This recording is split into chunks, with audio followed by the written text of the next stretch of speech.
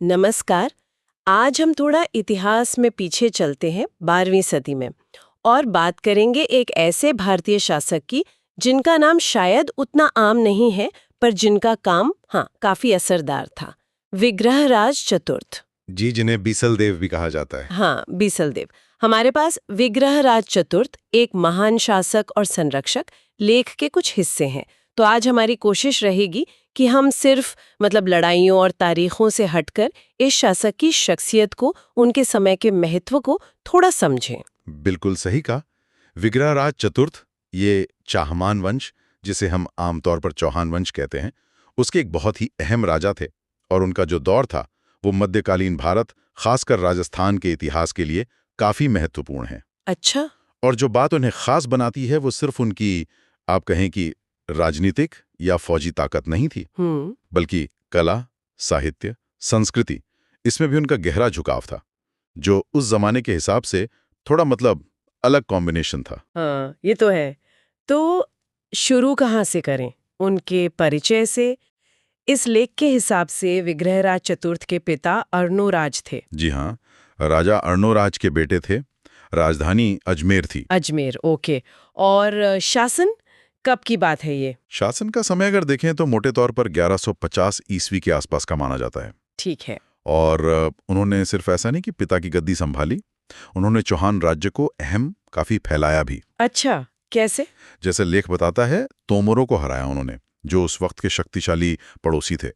तो राज्य की सीमाएं बढ़ाईं। ये उनकी फौजी रणनीति और कह सकते हैं सियासी समझ दिखाता है। लेकिन मुझे जो सबसे ज्यादा दिलचस्प बात लगी वो ये कि वो सिर्फ एक जीतने वाले राजा ही नहीं थे। हाँ। लेख कहता है कि वो खुद भी विद्वान थे, कवि थे। ये बात तो बड़ी अनोखी है। बिल्कुल। यहाँ तक के संस्कृत में हरिकेली नाटक नाम का नाटक लिखा उन्होंने। एक राजा, और वो भी नाटक लिख रहा है। उस जमाने में ये कितना कितना अलग रहा होगा। ये सच में असाधारण बात है। देखिए, मध्यकाल में राजाओं से उम्मीद क्या होती थी? ज्यादातर तो सैन्य नेतृत्व की। हाँ, वही।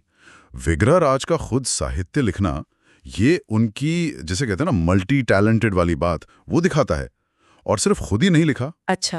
उन्होंने अपने दरबार को विद्वानों का, साहित्यकारों का एक तरह से हब बना दिया था, सेंटर बना दिया था। वाह। तो अजमेर सिर्फ ताकत का केंद्र नहीं रहा, बल्कि ज्ञान और कला का भी एक जरूरी अड्डा बन गया था उनके समय में। तो ये तो हुई साहित्य और ज्ञान की बात। पर क्या लेख में उनके कुछ बनवाने, निर्माण वगैरह का भी जिक्र है? इमारतें? हाँ, बिल्कुल है।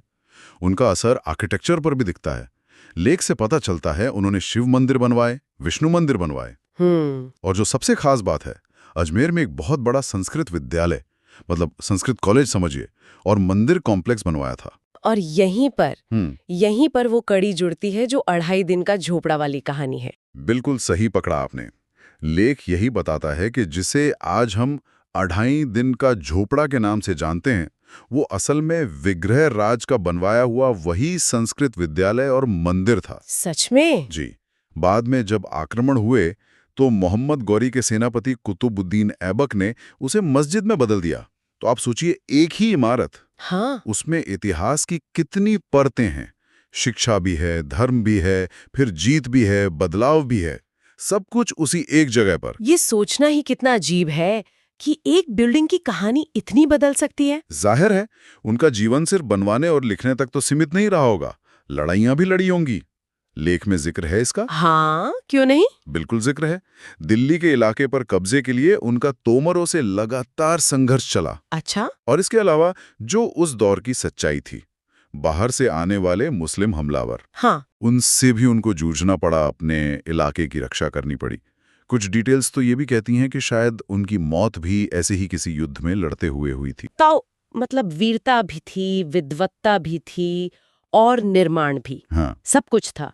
उनकी विरासत को कैसे देखते हैं फिर? देखिए, उन्हें राजस्थान और भारत के इतिहास में एक वीर राजा के तौर पर तो याद करते हैं, साथ ही एक विद्वान और एक धर्मनिष्ठ राजा के रूप में भी। लेख में उन्हें धर्मरक्षक राजा भी कहा गया है। ये टाइटल शायद उनके सांस्कृतिक काम और राज्य की हिफाजत दोनों को दिखाता है। तो अगर हम सार निकालें तो विग्रहराज चतुर्थ सिर्फ एक राजा नहीं थे, वो एक, क्या कहें, कॉम्प्लेक्स पर्सनालिटी थे। बिल्कुल। शक्तिशाली शासक भी, कला प्रेमी भी, विद्वान भी, निर्माता भी और अपने राज्य के रक्षक भी। बिल्कुल, वो मध्यकालीन भारत की एक ऐसी शख्सियत हैं जिन्हें आप किसी एक लेबल में नहीं बांध सकते। उनकी कहानी हमें उस पूरे दौर को शायद ज्यादा बेहतर समझने में मदद करती है। ते हैं फौजी ताकत भी और सांस्कृतिक योगदान भी। तो क्या इससे मध्यकालीन भारतीय राजाओं की हमारी समझ कुछ बदलती है, जिन्हें हम अक्सर सिर्फ योद्धा ही मान लेते हैं? सही बात है। और ये सवाल भी कि ये जो इमारतें हैं जैसे अढ़ाई दिन का झोपड़ा जिन्हें हम आज देखते हैं, इनके अंदर अतीत की और कितनी कहानियां, कितनी परतें अभी भी छुपी हुई होंगी जिनके बारे में शायद हम जानते भी नहीं।